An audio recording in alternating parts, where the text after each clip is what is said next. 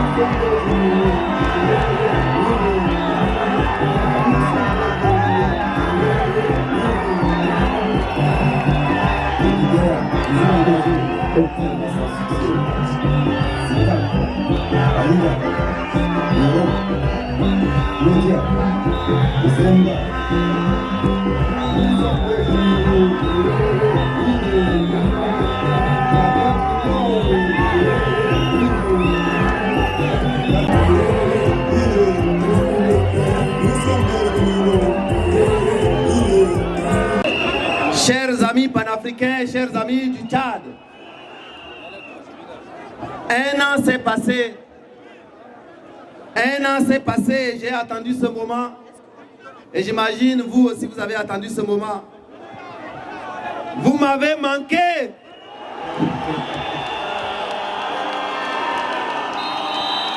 Vous m'avez manqué, la chaleur humaine.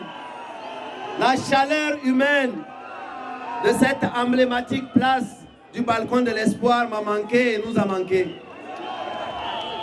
Oui, j'ai entendu ce moment pendant longtemps. Ce moment de communion patriotique avec vous. Et puis ce jour est arrivé. Ce jour est un grand jour. Un jour d'espoir. Al-Yom, Yom Al-Kabir, n'est-ce pas? Al-Yom, Yom Al-Kabir, n'est-ce pas? Yom Ana Adala ou Al-Moussawa. J'entends quelqu'un me souffler à l'oreille.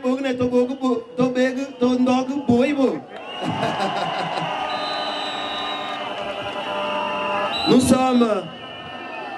sommes, comme vous l'avez rappelé, et je crois que c'est le moment encore de le chanter avec espérance. Est-ce que les généraux sont là? Nous sommes des généraux. Pour la justice. Pour l'égalité. Pour la justice. Nous voulons l'unité. La réconciliation. Yajamagumufok. Oh, nous sommes des généraux. Tchadiens du Nord. Tchadiens du Sud. Des voisins comme l'ont prédit nos pères et mères fondateurs. Le président Déby, paix à son âme, a rêvé d'un Tchad vitrine de l'Afrique. Nous allons ensemble faire de ce rêve une réalité, mes chers compatriotes. Alors, votre nombre, votre mobilisation en quantité et en qualité ici, c'est pour dire à ceux qui ont prédit la suppression ou la mort des transformateurs, nous leur disons ce soir, à partir du balcon de l'espoir, de la place du balcon de l'espoir, nous leur disons que nous allons bâtir avec eux un Tchad qui deviendra une terre d'opportunités, de protection et de sécurité sociale pour eux-mêmes, pour leurs enfants et pour leurs petits-enfants. Alors mes chers compatriotes, ce matin en me levant, il y avait mon alarme, mon réveil comme on dit souvent, qui était à côté de moi, mais qui n'avait pas encore eu le temps de sonner, que je me suis déjà réveillé le matin. Sans doute, pressé de vous retrouver ici, à la place du balcon de l'espoir.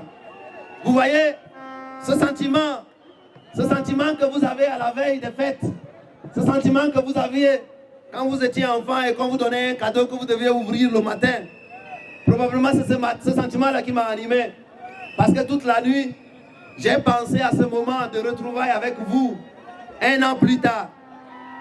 Mais ce réveil matinal aujourd'hui, sans que l'alarme ne sonne, m'a fait réfléchir. Je me suis dit, mes chers compatriotes, s'il n'y avait pas une pile vivante en moi qui s'appelle le souffle de vie de Dieu, est-ce que le réveil, l'alarme sur le téléphone seul suffirait à me réveiller? Je crois que non, n'est-ce pas?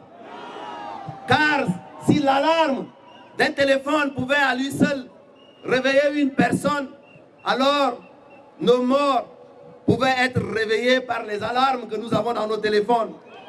Et pour s'en convaincre, il suffit de mettre un réveil à côté d'un corps inerte pour se rendre compte que ce n'est pas la machine qui réveille, mais c'est d'abord le souffle de vie qui permet de se réveiller. Ce souffle de vie, seul Dieu en est le fabricant exclusif. J'ai alors réalisé aussi, ce matin encore une fois, que tout est grâce. Avoir votre oreille attentive, comme ça l'est aujourd'hui, avoir votre confiance sans cesse renouvelée, c'est en soi une grâce. La vie de chacun de vous, de chacun de nous ici, autour de ce podium, est une grâce divine d'abord. Tout devrait donc, mes chers compatriotes, dans n'importe quel engagement que nous avons, tout devrait être fait au nom de la vie, pour la vie et pour protéger la vie, à travers elle, la dignité de la personne humaine. Alors, mes chers compatriotes,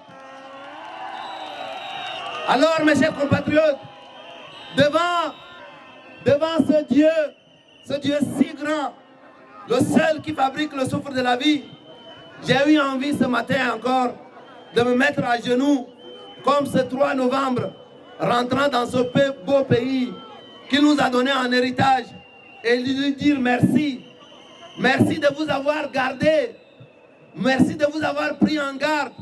Merci de nous avoir permis encore une fois de nous retrouver ici, à cette place du balcon de l'espoir. Aujourd'hui, vous êtes venus des 10 arrondissements de N'Djamena. Vous êtes venus aussi de différentes localités autour de N'Djamena. Est-ce que N'Djamena est là? Est-ce que N'Djamena est là? Oui, N'Djamena est là et je voudrais vous remercier. On me signale aussi la présence de vous qui êtes venus de Koundoul, de Mandelia et de Mont-Ili. Est-ce que Koundoul, Mandelia sont là? Merci à vous d'avoir fait le déplacement. On me signale aussi la présence de vous, venus d'Abéché, sous la conduite de Faisal. Est-ce que Faisal et sa délégation sont là? Assalamu alaikum, Nassana Abéché. Bonjour, assalamu alaikum. Kaif al-hal? Intou bihair? Je voudrais, à travers Faisal et Rachid, que je vois ici aussi, leur demander de préparer notre terrain, de préparer le terrain pour que nous puissions venir bientôt aussi à Abéché. Nous serons à Abéché bientôt, la terre du grand royaume du Wadaï. On me signale aussi la présence de vous qui êtes venus de Moundou. Est-ce que les gens de Moundou sont là?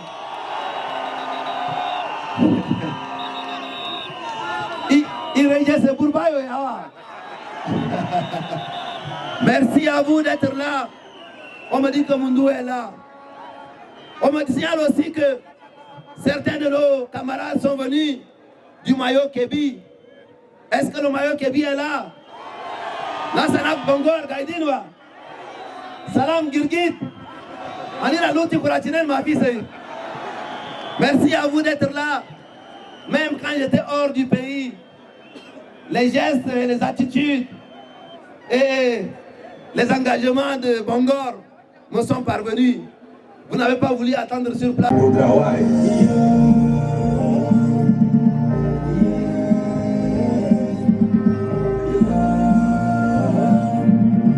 Hey, hey. Nos larmes de tristesse sont des larmes d'espoir. Vous connaissez leur nom et leur visage. Ce sont des martyrs de la justice et de l'égalité. Honneur et respect éternel à eux. Ils nous manqueront à jamais. Pour de nombreuses personnes, nos camarades perdus et toutes ces vies perdues sont des noms simplement. Pour nous, ce sont des visages, des expériences et combats ensemble. Malgré tout, qui peut nous séparer de l'amour que nous avons entre nous et pour ce pays? Est-ce la mort? Personne, vraiment personne. Rien, vraiment rien ne peut nous séparer. Ni les tribulations, ni l'angoisse, ni la mort, ni les persécutions. Car le Dieu créateur auquel nous croyons, dans sa souveraineté, nous a confié ce pays, dont nous sommes tous copropriétaires, avec pour mandat de le transformer dans la justice et l'égalité, au service de tous les hommes et femmes créés à son image et qui vivent sur ce beau pays où se trouve le centre géographique de l'Afrique, ce pays berceau de l'humanité et de la vie. L'humanité et la vie, oui, c'est bien au nom de cela que nous sommes engagés sans relâche depuis ces 6 ans, 365 jours sur 365 jours, à vos côtés, avec vous. Et pourtant, nombreux de nos camarades qui étaient ici même avec nous à cette place du balcon de l'espoir et dont l'engagement a bâti chaque mètre de dignité en reconquête. Ces camarades ont perdu très tôt, trop tôt la vie sur ce chemin de dignité collective. Pour eux, nous avons déclaré et consacré 40 jours de recueillement. Depuis le 3 novembre où nos pieds ont foulé ce sol du Tchad, jusqu'au 12 décembre prochain, assorti de veillées de recueillement dont je vous annonce ici même que la grande première aura lieu dès demain, 20 novembre, à la cité des transformateurs de Gassi, rebaptisée pour l'éternité, cité des martyrs de la justice et de l'égalité. À cette cité des martyrs de la justice et de l'égalité, à côté des familles des victimes, des amis, des camarades, des sympathisants, se retrouveront pour se recueillir dans le silence. Et nous invitons humblement et très humblement le chef de l'Église catholique et ses fidèles, le président du Conseil supérieur des affaires islamiques et ses fidèles, les pasteurs et leurs fidèles, à s'associer à leur manière, à nous, à ces moments où nous implorerons la grâce de Dieu pour apaiser les cœurs et nous guider par sa sagesse vers un pays qui protégera la vie et la différence. Un pays qui se bâtit avec tous et pour tous et qui deviendra un toit pour chaque Tchadien et chaque Tchadienne. Alors, avec votre permission, dans les prochains jours, nous irons aussi dans le Tchad profond, à la rencontre de ces familles dans les provinces.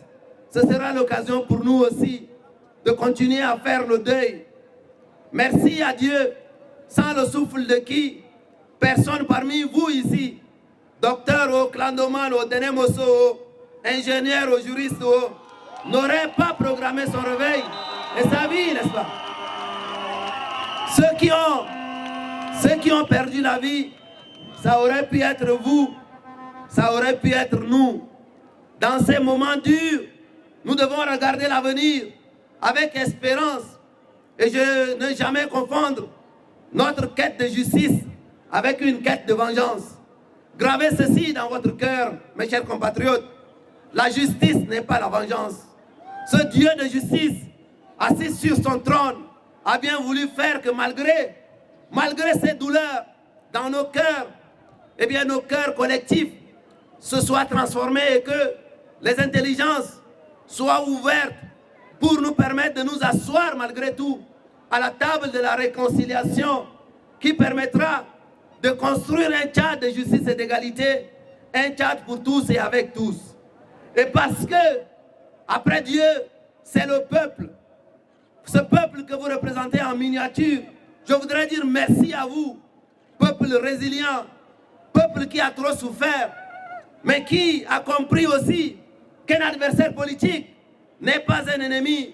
Ce peuple, le peuple des Sao, attentif à deux de ses enfants, Ahmad Pekos et Talino Manou, que je peux presque entendre, nous rappeler que dans notre souffrance, nous devons prendre garde de ne jamais confondre un adversaire politique et un ennemi. C'est pour cela que même avec vos boucliers protecteurs en main, vous deviez aimer vos ennemis. Et donc, à plus forte raison, vos adversaires politiques, car un pays comme le nôtre ne peut pas comporter en son sein des ennemis. Je ne suis pas.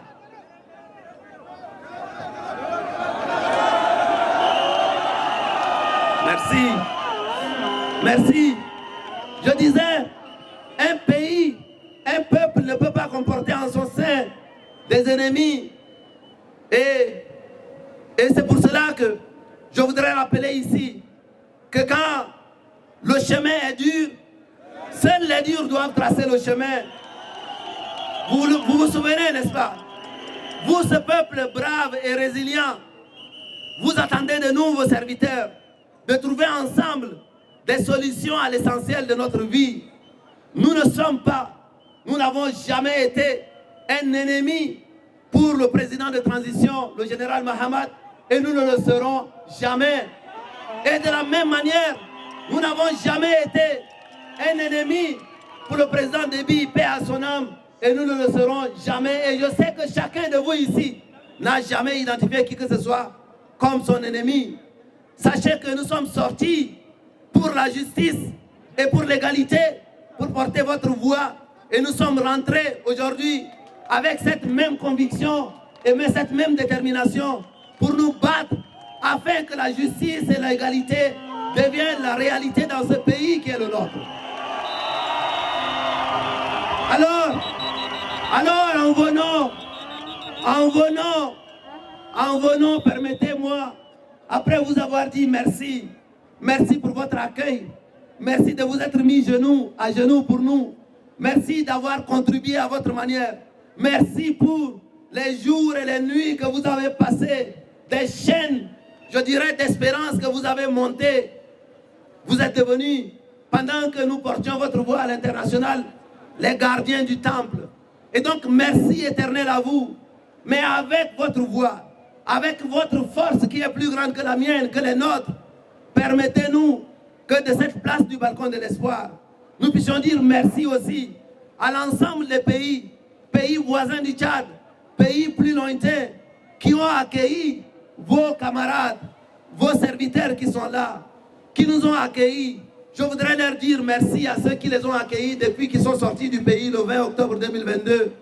Au pays de la CEAC, la Communauté économique des États de l'Afrique centrale, aux chefs d'État de ce pays qui nous ont reçus non pas pour nos beaux yeux, mais qui nous ont reçus parce qu'ils savaient que vous êtes là et que vous croyez dans la vision que nous défendons ensemble. Nous voudrons leur dire merci. Est-ce qu'on peut applaudir pour eux, pour ces pays-là? Une flamme à croire en un Tchad réconcilié et qui empruntera le chemin de la démocratie. Nous disons à travers vos voix merci. Nous allons continuer à avancer, mes chers compatriotes, ensemble sur le chemin de la démocratie, avec vos forces, avec nos forces et nos faiblesses. Nous voulons le rappeler, car la pédagogie de la répétition vaut son pesant d'or. Nous ne sommes, nous que vous voyez ici, et ce n'est pas nouveau, mais la pédagogie c'est aussi la répétition, n'est-ce pas? Nous ne sommes ni des prophètes, nous ne sommes ni des messies, mais des hommes et des femmes ordinaires qui veulent bâtir avec vous, avec le peuple et ses amis, un avenir extraordinaire pour notre pays. Notre ennemi, ce n'est ni une famille, ni une ethnie, ni une région, ni une religion, ni même un pays, ni les couleurs de peau de quelqu'un. Notre ennemi, c'est l'injustice et la misère qui rongent la dignité de notre peuple. Et notre seule ambition, depuis le premier jour depuis le 29 avril 2018, c'est de servir le Tchad, les Tchadiens et les Tchadiennes. Car servir un peuple, berceau de l'humanité, c'est sans doute le plus beau privilège qu'on puisse avoir, n'est-ce pas, mes chers compatriotes? Alors, où se trouve l'essentiel? Je voudrais vous inviter, pour l'avenir de notre pays, à regarder toujours l'essentiel. Vous me demanderez, mais où se trouve l'essentiel? L'essentiel, c'est la vie des Tchadiens et des Tchadiennes qu'il nous faut transformer. Comment donner l'accès à l'électricité à notre peuple?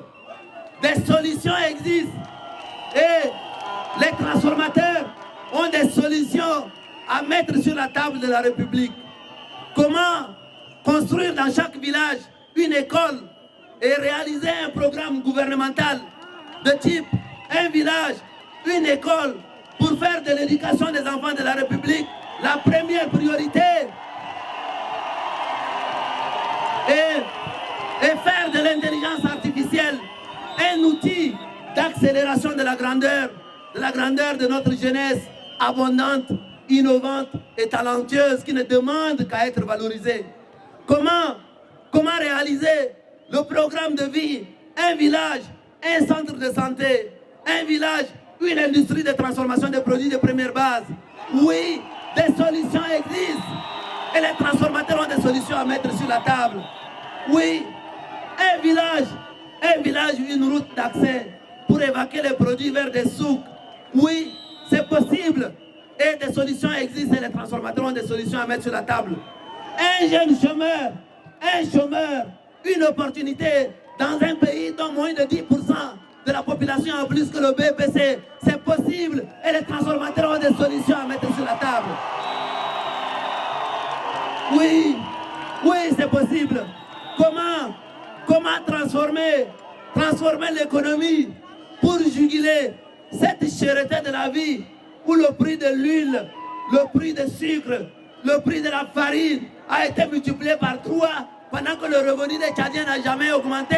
C'est possible. Et les transformateurs ont des solutions à mettre sur la table. Oui, et c'est en tant qu'économiste que je puis vous le dire, que nous pouvons transformer notre économie pour la rendre accessible à tout le monde, mes chers compatriotes. Comment faire en sorte que nous ayons dans nos provinces des gouverneurs élus, de sorte que, peu importe que vous vous appelez Masra ou Mahamad, que vous soyez du BET ou des mondes de l'âme, vous pourriez vous faire élire dans n'importe quelle partie du pays parce que les populations locales vont vous aimer pour ce que vous faites. Ça, c'est possible. Et les solutions existent. Et les institutions peuvent être transformées dans ce sens. Alors, mes chers compatriotes, est-ce qu'un pays comme le nôtre, faire en sorte que nous ayons un toit, un Tchadien, un toit décent? Oui, c'est possible. Des solutions existent et les transformateurs ont des solutions à mettre sur la table de la République. Un peuple, une armée républicaine. Oui, ça aussi c'est possible. Des solutions existent pour une douce transformation de nos forces de sécurité. Et les transformateurs ont des solutions qui doivent rassurer tout le monde. Un Tchadien, mes chers compatriotes, c'est par cela que je voudrais terminer. Une protection sécuritaire, sanitaire, sociale. Oui, là aussi, des solutions existent. Et nous avons en tant que peuple les ressorts pour bâtir sur le roc de la justice et de l'égalité, arrosé par notre patriotisme, ces solutions pour tous et avec tous. Et parce que 70% de notre population vit dans les milieux ruraux, ces solutions qui ciblent en priorité les milieux ruraux, résoudre les problèmes des milieux ruraux, c'est résoudre les problèmes de 70% des Tchadiens. Alors oui, l'essentiel des questions que les Tchadiens se posent se trouve là. N'est-ce pas, mes chers compatriotes? Alors, c'est avec ça que nous devons avancer. Alors, mes chers compatriotes et chers camarades, allez partout à la rencontre des Tchadiens et des Tchadiennes, de ceux qui ne sont pas d'accord avec vous, et utilisez la bienveillance comme outil de réconciliation massive. Ouvrez vos cœurs, faites le pas vers les autres. Ne tendez pas une seule main, mais tendez les deux mains. Parce que ceux qui tendent une seule main peuvent cacher une autre main derrière, avec autre chose. Tendez les deux mains. Je voudrais vous inviter, mes chers compatriotes. Aujourd'hui, Je voudrais vous inviter à... Allez, comment vous dire? Je voudrais vous inviter à entrer dans une nouvelle dimension. La dimension de la réconciliation. La dimension de pansement des cœurs. La dimension de réparation des cœurs. La dimension de vérité, de justice, de réparation et de réconciliation dans la justice et l'égalité. Prenons notre bâton de pèlerin et allons dans les 1 284 000 km² pour prêcher cette bonne nouvelle de la réconciliation dans la justice, l'égalité et la diversité, sans lesquelles aucune unité ne peut être possible pour notre pays dans l'adhésion. Nous pouvons le faire. Nous pouvons le faire car nous sommes les transformateurs. Et notre mentor, je n'ai pas besoin de citer son nom, nous a dit de bannir le mot impossible dans notre vocabulaire. Il l'a dit il y a quelques décennies de façon plus éloquente que moi. Il a dit de façon plus éloquente ceci: cela semble toujours impossible jusqu'à ce que ça soit fait, n'est-ce pas? Alors, vous les coordonnateurs, oui, merci, j'entends quelqu'un souffler Mandela là-bas. Vous les coordonnateurs, vous les référents, est-ce que les coordonnateurs sont là? Est-ce que les référents sont là? Est-ce que les mobilisateurs sont là? Oui, vous tous, je vous invite, et si vous nous faites confiance, je vous invite à voler haut comme des aigles, voler haut comme cette sorte de drone qui est en train de nous regarder. Voler haut, mes chers compatriotes, pour avoir une vue panoramique du balcon, pour dessiner le Tchad de demain qui se bâtit maintenant. Et ce sera avec vous tous, que nous allons faire des grands choix qui s'annoncent devant nous. La réconciliation dans la justice et l'égalité, ce n'est pas l'arme des faibles, c'est l'arme des forts. La réconciliation, ce n'est pas la capitulation. Je répète, la réconciliation dans la justice et l'égalité, ce n'est pas la capitulation sous l'injustice et l'inégalité. Alors, dans notre quête de justice, prenons le soin de distinguer la justice de la vengeance. Car j'entends quelqu'un me souffler à l'oreille que la justice élève une nation, là où la vengeance du œil pour œil, dent pour dent, finit par rendre tout le monde aveugle. Transformateur, justice,